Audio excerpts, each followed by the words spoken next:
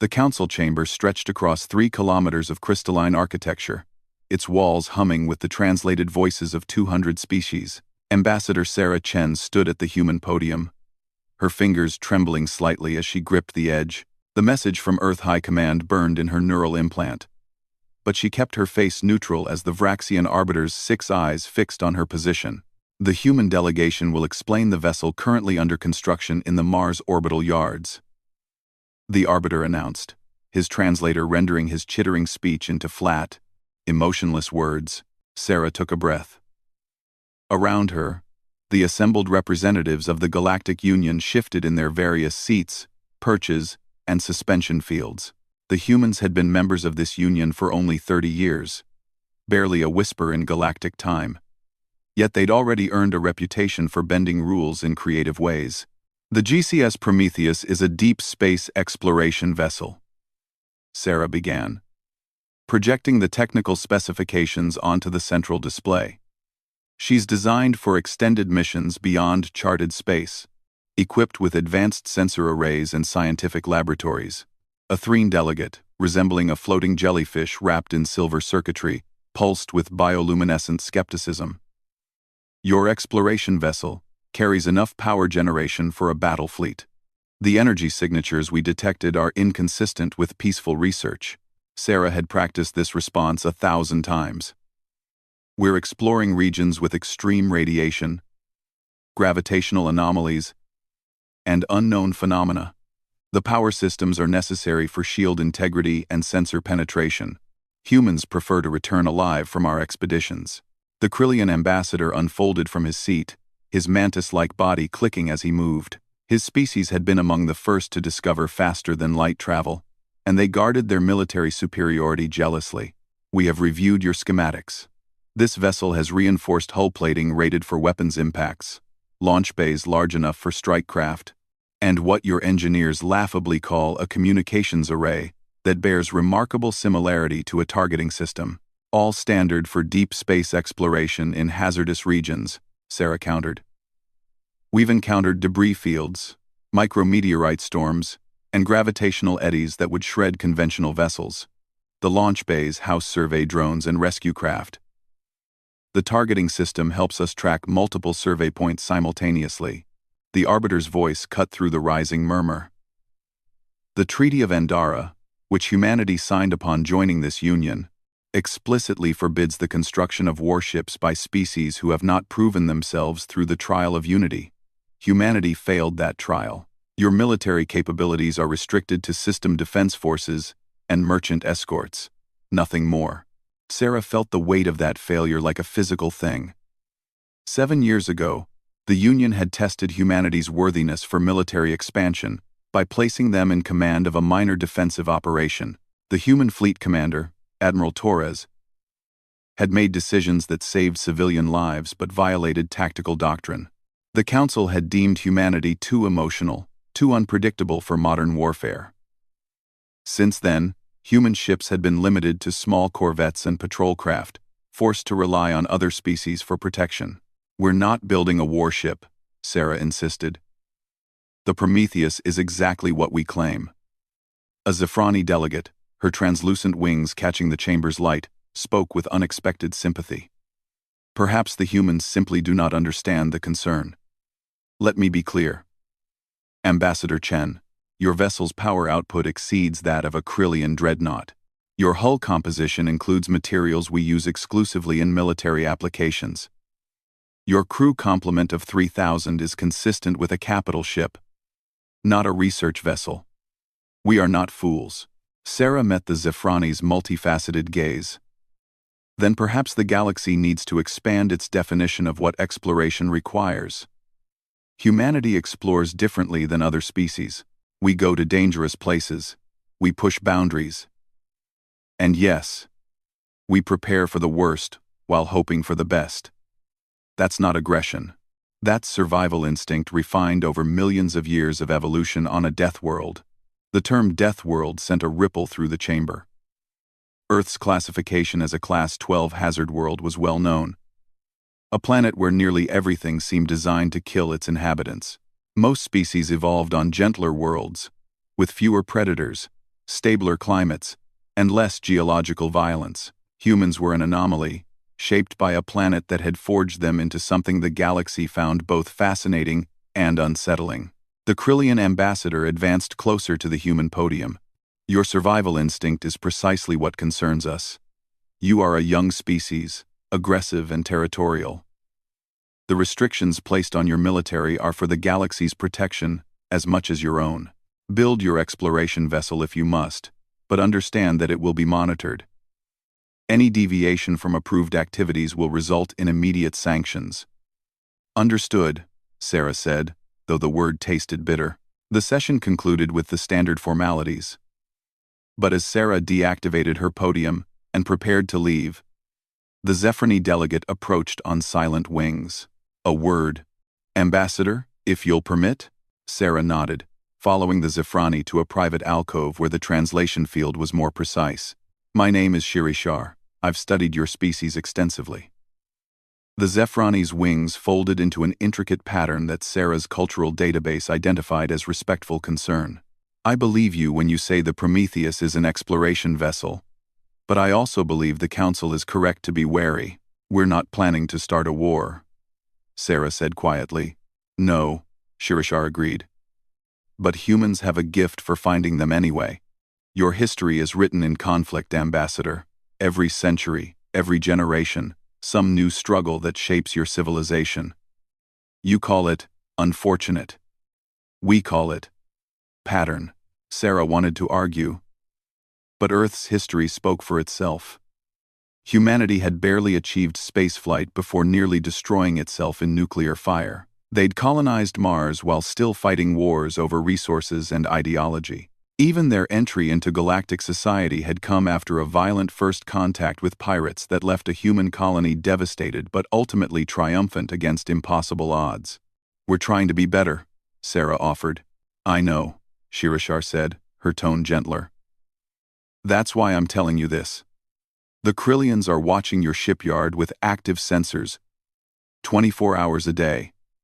They've placed military assets in nearby systems.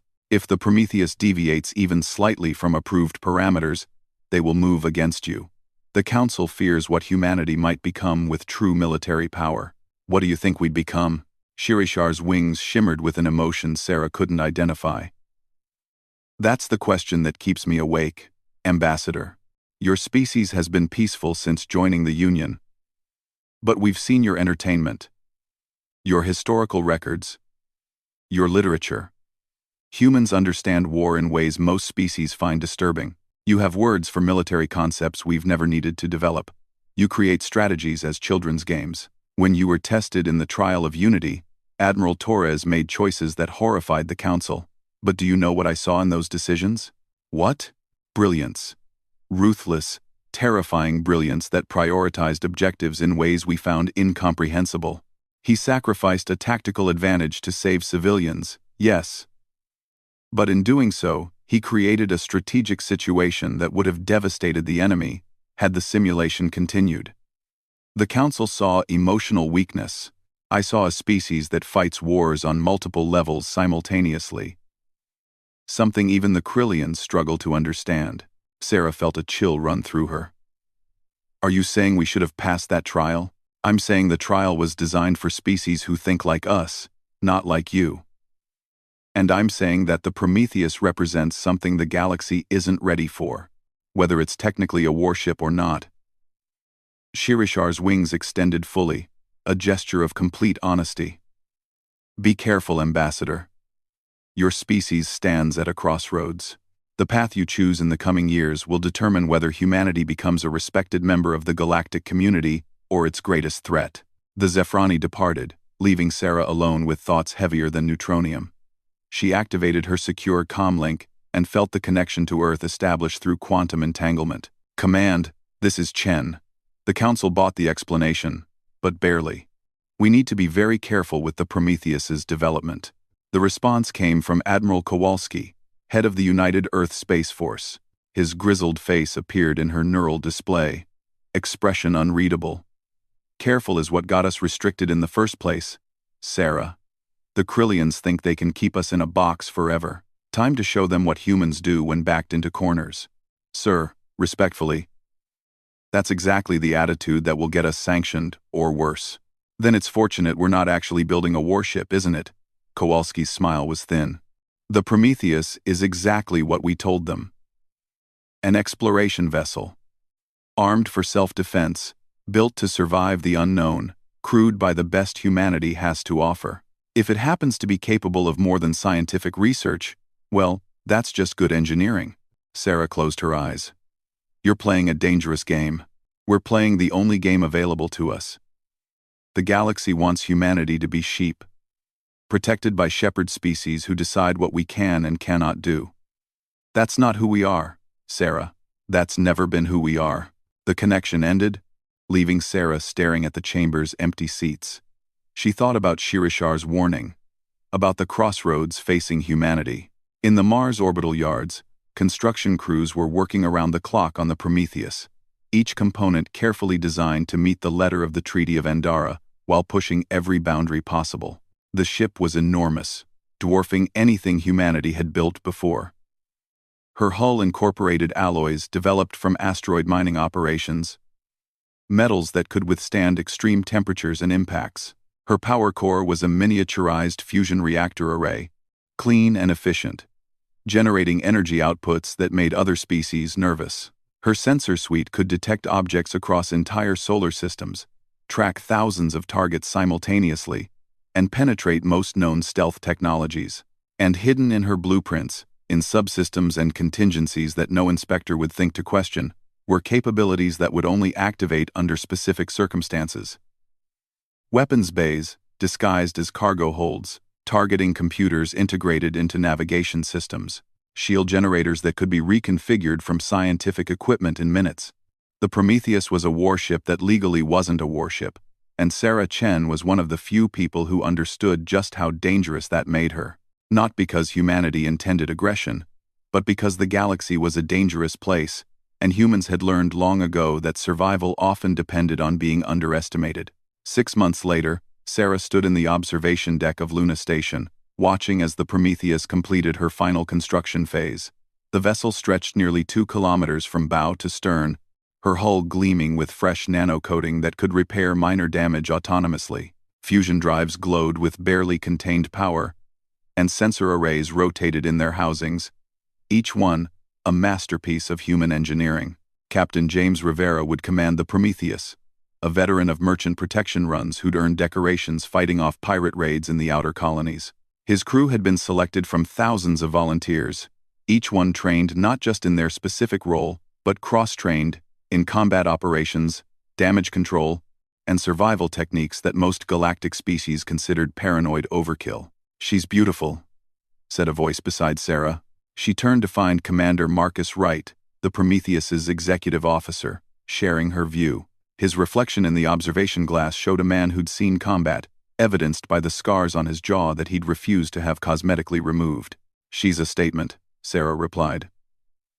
"The question is whether the galaxy will understand what we're trying to say. That we're not helpless? That we won't accept being second-class citizens in our own galaxy? That we're ready to stand on our own, without permission or approval." Sarah watched as a construction shuttle detached from the Prometheus's hull. Its work complete.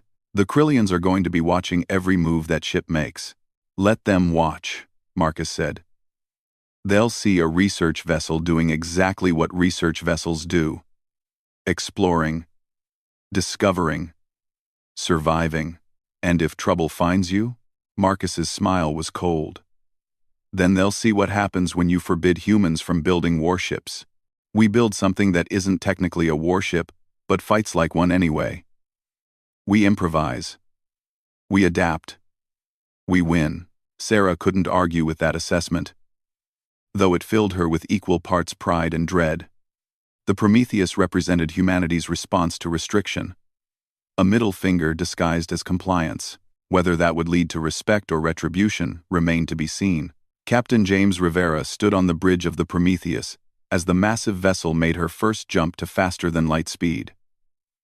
The transition was smooth, smoother than any human ship had managed before, and his crew erupted in quiet cheers as the stars stretched into impossible lines before stabilizing into the quantum foam of jump space. "All systems nominal," reported Lieutenant Sarah Okonkwo from the engineering station. "Power output steady at 40% capacity.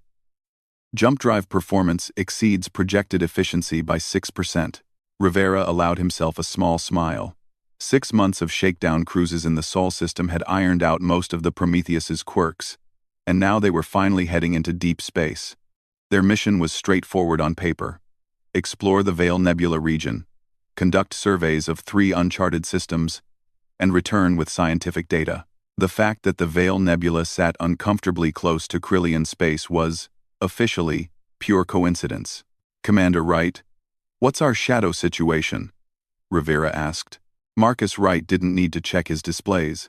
2 Krillian observers maintaining position at 15,000 kilometers. "They've been there since we left Mars orbit. Standard surveillance posture. Active sensors painting us every 6 minutes. They're not even being subtle about it. Why would they be? They want us to know we're being watched." Rivera settled into his command chair, feeling the neural interface sync with his implants. The Prometheus's systems opened to him like an extension of his own body, and he could feel the ship's power thrumming through her hull. 3,000 crew members occupied various sections of the vessel, from the extensive science laboratories to the engineering bays that ran nearly a quarter of the ship's length. Each one had been chosen not just for competence but for versatility and resilience. "Captain, receiving a transmission from the Krillian vessels," announced Communications Officer Chen Park. "They're requesting our flight plan and research objectives." "Send them our filed mission parameters," Rivera ordered. "Might as well be cooperative." The next 3 weeks passed in relative calm as the Prometheus made her way toward the Veil Nebula. The ship performed flawlessly, her systems operating at peak efficiency while the crew settled into routines. Rivera watched his people with quiet pride, seeing how they adapted to the vessel's size and complexity. Morning drills ran like clockwork, with damage control teams, security details, and bridge crew rotating through scenarios that prepared them for everything from hull breaches to hostile encounters. The Krillian observers maintained their distance but never wavered, a constant reminder that humanity was on probation. Dr. Elizabeth Mkono, the Prometheus's chief science officer, became increasingly excited as they approached their first survey target, a binary star system with unusual radiation signatures. She practically bounced into Rivera's ready room with her preliminary findings. "Captain, the stellar dynamics here are extraordinary. We're seeing plasma interactions between the 2 stars that shouldn't be possible according to standard models. If we can get closer sensor readings, it could revolutionize our understanding of stellar evolution." Rivera reviewed her proposal, noting the approach vector that would take them deep into the system's gravitational well. "What about radiation exposure?" Quote, 1. The shields can handle it, easily. We built this ship to survive worse than some angry stars." Elizabeth grinned. "This is exactly the kind of discovery that justifies the Prometheus's capabilities. Real science, real exploration. Approved. Take us in, but slowly. I want continuous monitoring of those shields." The Prometheus glided into the binary system like a whale navigating coral reefs, her sensors drinking in data at rates that overwhelmed the analysis computers. The crew worked with focused intensity, aware that every discovery validated their mission and justified their ship's existence to the watching galaxy. 3 days into the survey, alarms shattered the routine. "Contact," called out Tactical Officer Rodriguez. "Multiple vessels dropping out of jump space at the system's edge. Configuration matches Zothran raider patterns." Rivera was on his feet instantly, the bridge crew snapping to heightened alert. "How many?" 12 vessels, frigate class. They're broadcasting on known pirate frequencies, demanding we shut down our drives and prepare to be boarded." The Zothran were one of the galaxy's persistent problems, a species that had rejected the Union and instead preyed on merchant traffic and isolated research vessels. Their technology was outdated but numerous, and they'd learned that most scientific ships were easy targets. They were also known for selling captives to less scrupulous species who valued human workers for their versatility and endurance. "Our Krillian friends?" Rivera asked.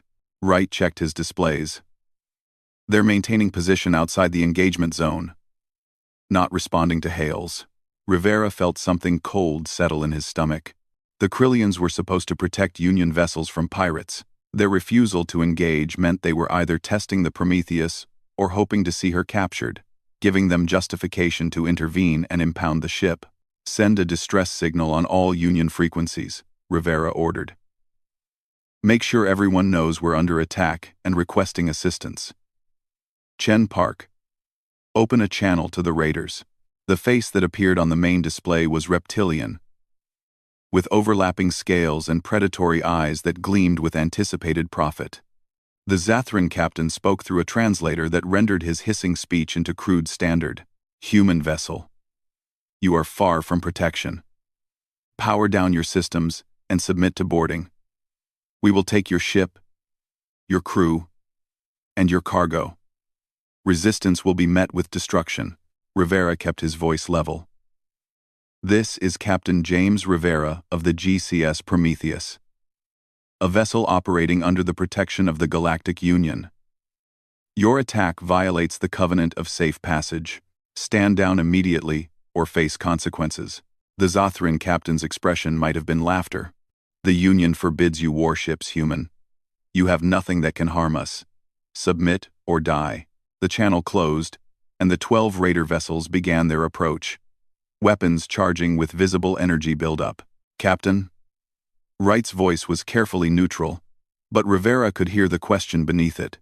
Every officer on the bridge knew what the Prometheus could do. They'd trained on systems that officially didn't exist, practiced maneuvers that exploration vessels had no need for, and studied combat doctrine that violated the Treaty of Andara. But activating those capabilities would expose the truth about their ship, would give the Council and the Krillians justification to move against humanity with overwhelming force. Rivera looked at his crew, saw the trust in their eyes, and made his decision. Reconfigure the ship for defensive operations. Authorization, Rivera Delta 7. Tell the crew to brace for combat maneuvering. Throughout the Prometheus, hidden systems came online. Cargo bay doors opened to reveal launch tubes. Sensor arrays realigned into targeting configurations.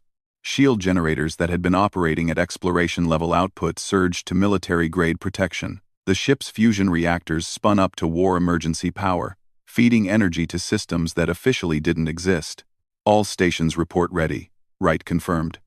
Weapons systems hot. Point defense active. Fighter complement standing by for launch. Rivera tapped his command override. This is the captain. All hands, we are engaging hostile forces in self-defense. Our actions today will be judged by history and by the galactic community. Make sure they see that humans fight with honor, precision, and overwhelming competence. Show them what we're capable of. Rivera out. The Zathran raiders entered weapons range and opened fire, their plasma cannons unleashing torrents of superheated matter toward the Prometheus. The human vessel's shields absorbed the impacts with barely a flicker, energy levels holding steady as point defense systems came online. Gauss cannons, disguised as communications relay nodes, swiveled into position and spoke with electromagnetically accelerated fury. Tungsten projectiles crossed the space between vessels at relativistic speeds, and the first Exathrin frigate disintegrated as its shields collapsed under the kinetic onslaught. The second frigate managed to partially evade, but point defense lasers carved through its maneuvering thrusters, leaving it spinning helplessly. Launch fighters, Rivera commanded. Bay doors opened along the Prometheus's flanks, and 48 craft, that official documentation called survey drones, screamed into the black. Each one was a compact nightmare of human engineering, carrying more firepower than most species' dedicated interceptors. Their pilots were veterans of merchant protection duty, men and women who'd learned combat in the school of hard experience. The Zathran formation broke as the fighters tore into them, their outdated point defense systems unable to track the agile human craft. Missiles streaked across the void, each one guided by AI systems that could predict enemy movements with frightening accuracy. 2 more frigates died in expanding spheres of plasma as their reactors breached. On the Prometheus's bridge, Rodriguez coordinated the defense with clinical efficiency. Target Alpha 7 showing shield degradation. Recommend concentrated fire. Gauss batteries 3 and 4. Target Alpha 7, Rivera ordered. Surgical strike on their reactor housing.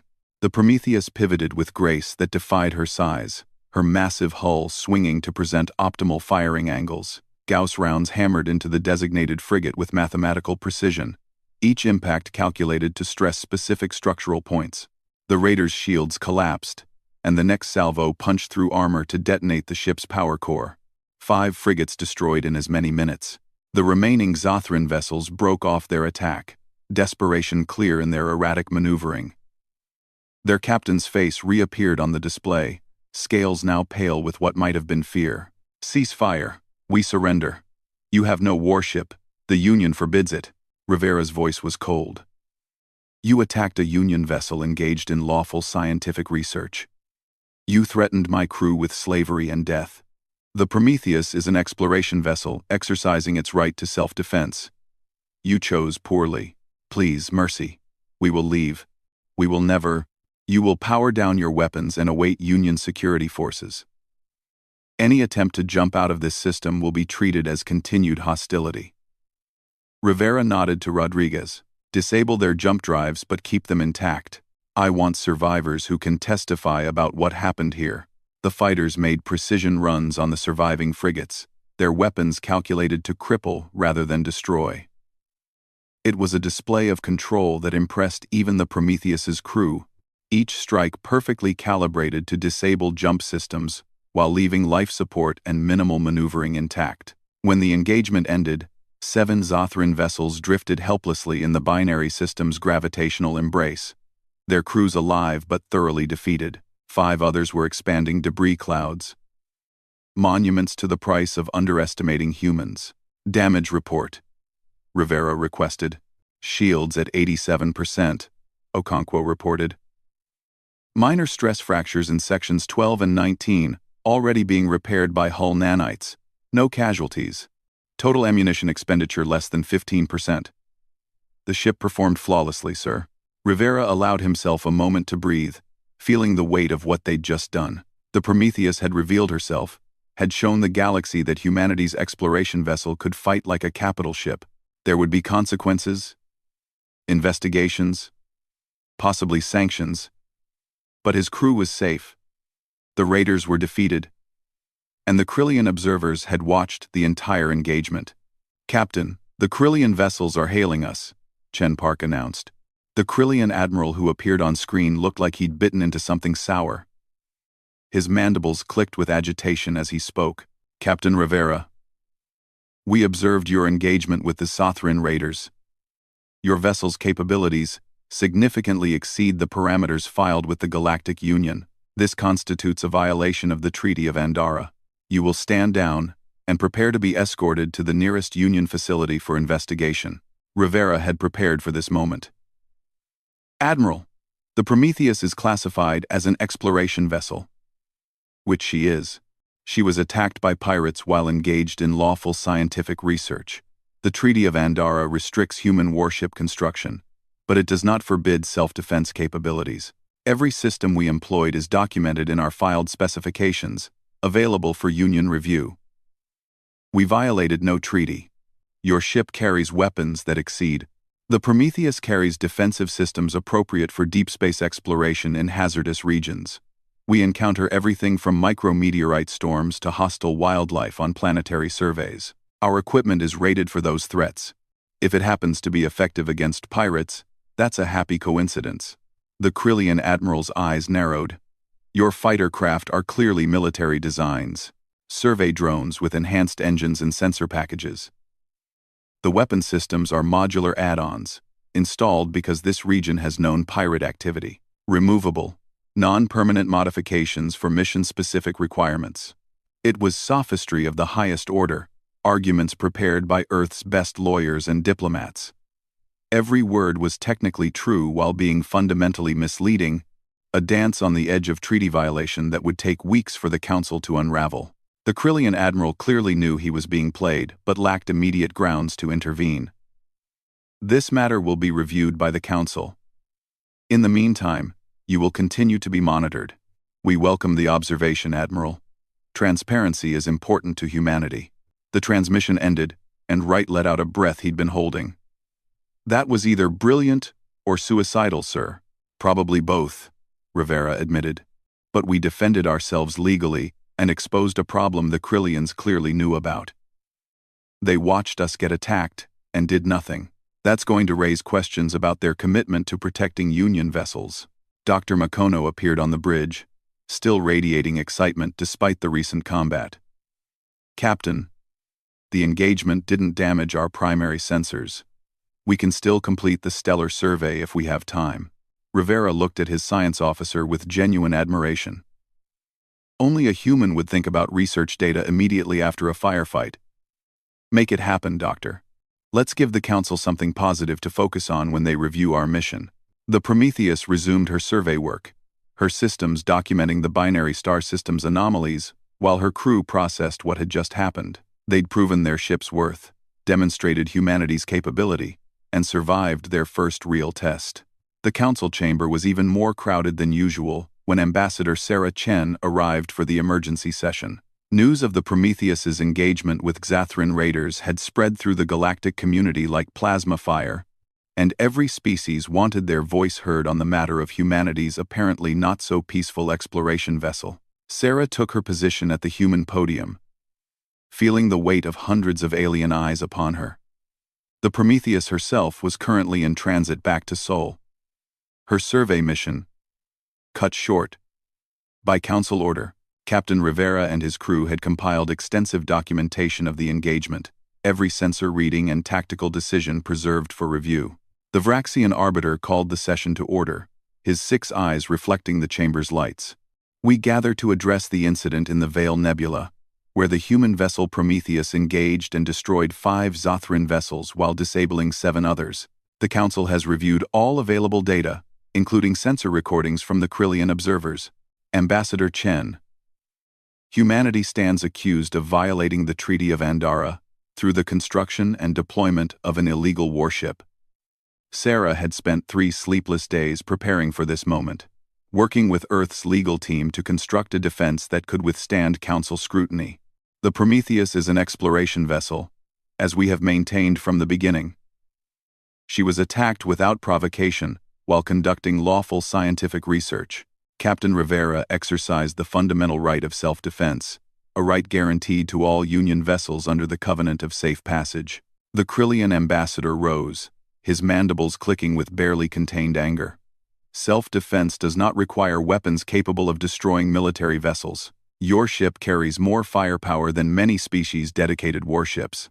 She employs fighter craft that outperform Union standard interceptors. Her shields withstood sustained fire from 12 hostile vessels without significant degradation. These are not exploration capabilities." "With respect," Sarah countered, "they are precisely exploration capabilities for a species that evolved on a Class 12 hazard world. Humans do not have the luxury of assuming the universe is safe. Our explorers face dangers that other species avoid or cannot survive. We build our vessels to endure the worst possible scenarios because our history has taught us that the worst scenario is usually the one that occurs." A murmur ran through the chamber, species conferring in their various languages. The Threen delegate pulsed with agitated colors. "Your vessel's performance suggests military-grade training and combat doctrine. Exploration crews do not coordinate fighter strikes with capital ship fire support. They do not execute tactical maneuvers designed to maximize damage while minimizing exposure. The Prometheus fought like a warship because she is a warship, regardless of her classification." Sarah pulled up holographic displays showing the Prometheus's filed specifications. Every system on that vessel was documented and submitted for Union review before construction began. The Council approved our designs. If there were concerns about military applications, they should have been raised then, not after we successfully defended ourselves against pirates. "The specifications were incomplete," the Krillian ambassador insisted. "They did not indicate the true capability of your systems when integrated and employed by a trained crew. You exploited technical loopholes to build something you knew the Council would never approve." "We built what we needed to survive," Sarah shot back, her voice sharp with frustration. "And while we're discussing failures of disclosure, let's address the fact that Krillian observers watched my people get attacked and did nothing. The Covenant of Safe Passage obligates Union military vessels to protect civilian ships from piracy. Where was that protection? Or did you deliberately allow the attack to proceed, hoping the Prometheus would be captured or destroyed? The accusation sent shockwaves through the chamber. The Krillian ambassador's scales flushed with dark colors that Sarah's cultural database identified as extreme displeasure. "How dare you suggest?" "I'm not suggesting," Sarah interrupted. "I'm stating facts, based on sensor logs. Your vessels maintained position outside engagement range for the entire duration of the attack. They made no attempt to intercede, issue warnings to the raiders, or provide assistance to a Union vessel under fire. Either your commanders are incompetent, or they actively chose to let humans die. Which is it?" The Arbiter's voice boomed through the chamber. "Ambassador Chen, these are serious allegations. Do you have evidence to support them?" Sarah projected communication logs showing multiple distress signals sent by the Prometheus, all of which were received by the Krillian vessels, with no response. Captain Rivera followed proper protocols. He called for help. He identified his attackers and requested Union assistance. The silence in response speaks for itself. Shirishar, the Zephrani delegate, spoke into the tense quiet. "This is disturbing evidence. The protection of Union vessels is a fundamental obligation. If the Krillian observers failed in this duty, it represents a violation far more serious than disputed ship classifications." Other voices joined in, species that had their own complicated relationships with the Krillians suddenly seeing an opportunity to challenge their military dominance. The session devolved into arguments and counter-arguments, accusations flying across the chamber in a dozen languages. Admiral Kowalski watched the proceedings from Earth, a satisfied smile on his weathered face. The legal team had done their job perfectly, turning the trial of the Prometheus into a trial of Krillian reliability. Whether or not the Council ultimately ruled against humanity's ship, the damage to Krillian prestige was already done. 3 days of testimony followed. Captain Rivera appeared via holographic link, his bearing military perfect, as he explained every decision made during the engagement. His crew provided supporting statements, their accounts consistent and detailed. Dr. Makono even managed to present the scientific discoveries from the binary star survey, reminding the Council that the Prometheus had accomplished her stated mission despite the attack. The Exathrin survivors gave testimony that supported the human account, their captain admitting that they'd viewed the Prometheus as an easy target, an unarmed research vessel far from protection.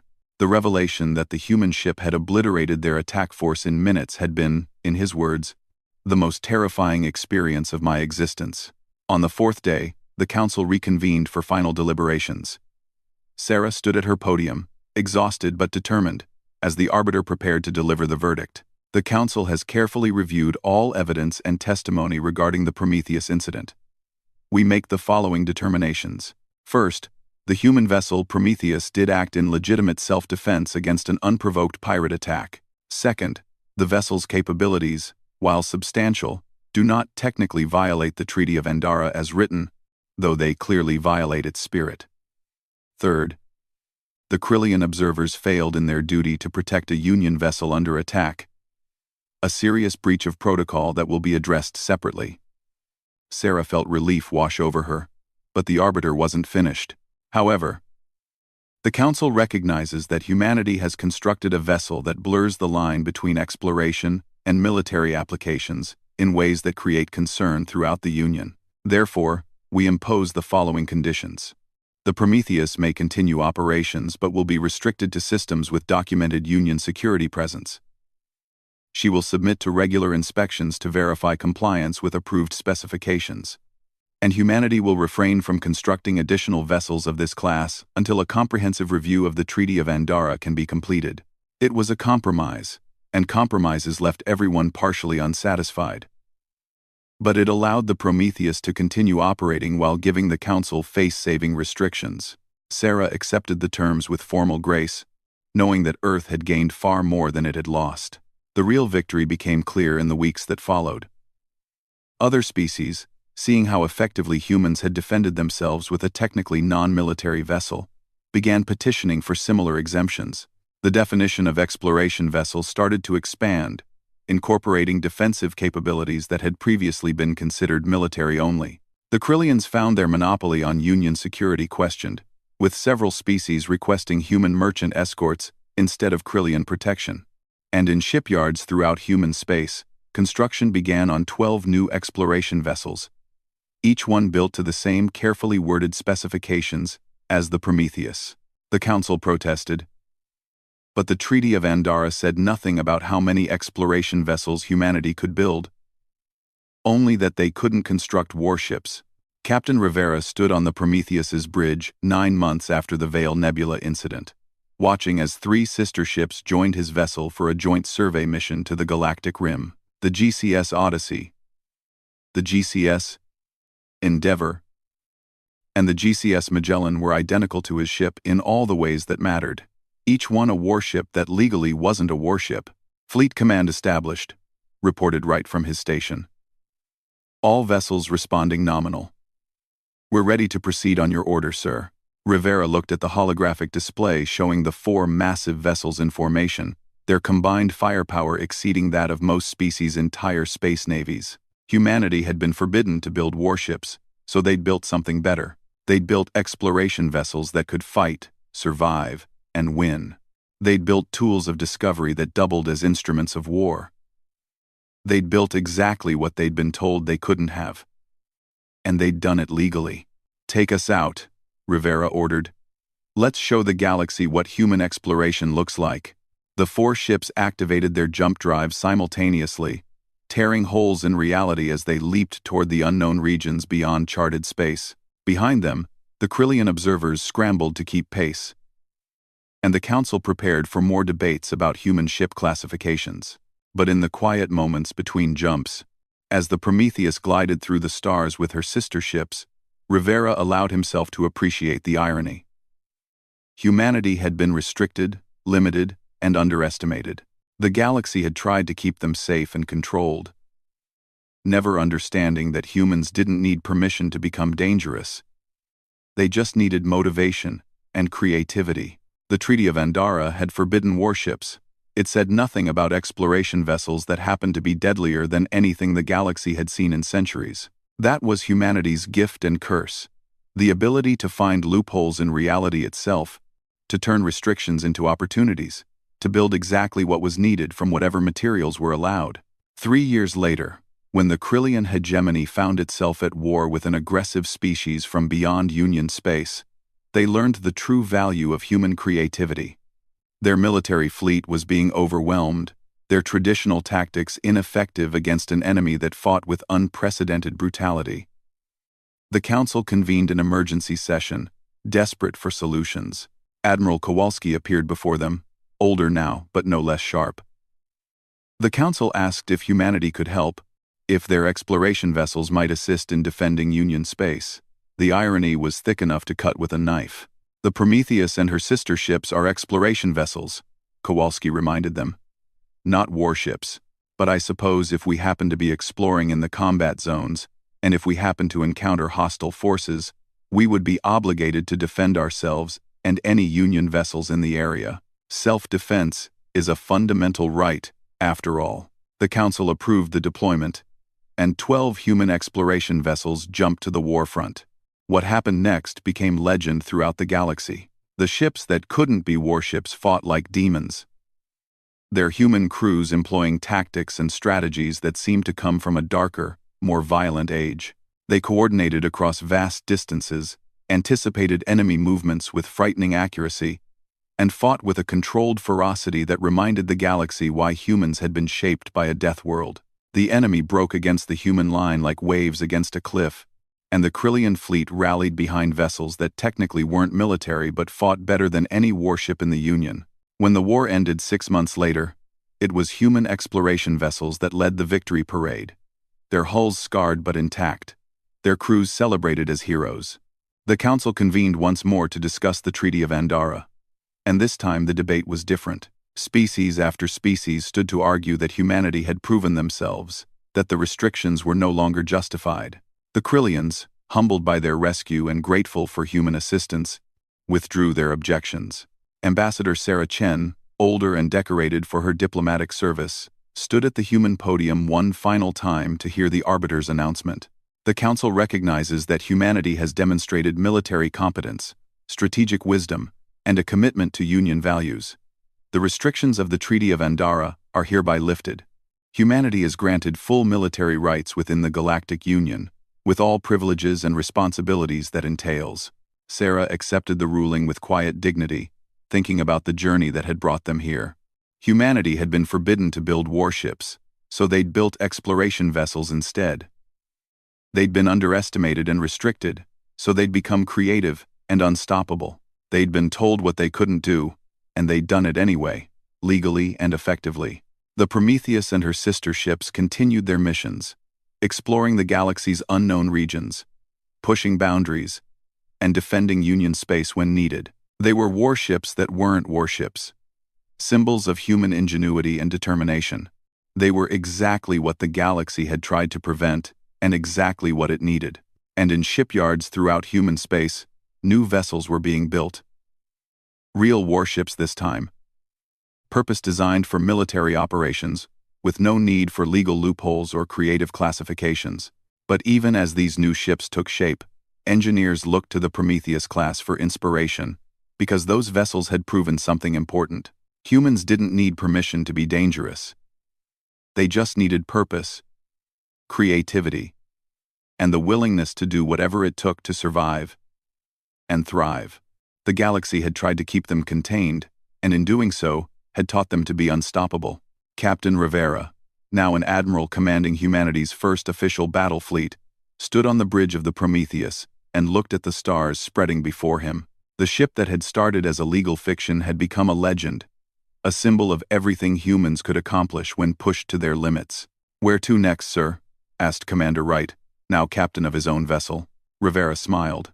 "Everywhere the galaxy told us we couldn't go. That's the human way." The Prometheus and her fleet jumped into the unknown, carrying humanity's flag to the furthest reaches of space. They were explorers and warriors, scientists and soldiers, everything the galaxy had feared and everything it had needed. They were human, and that made all the difference.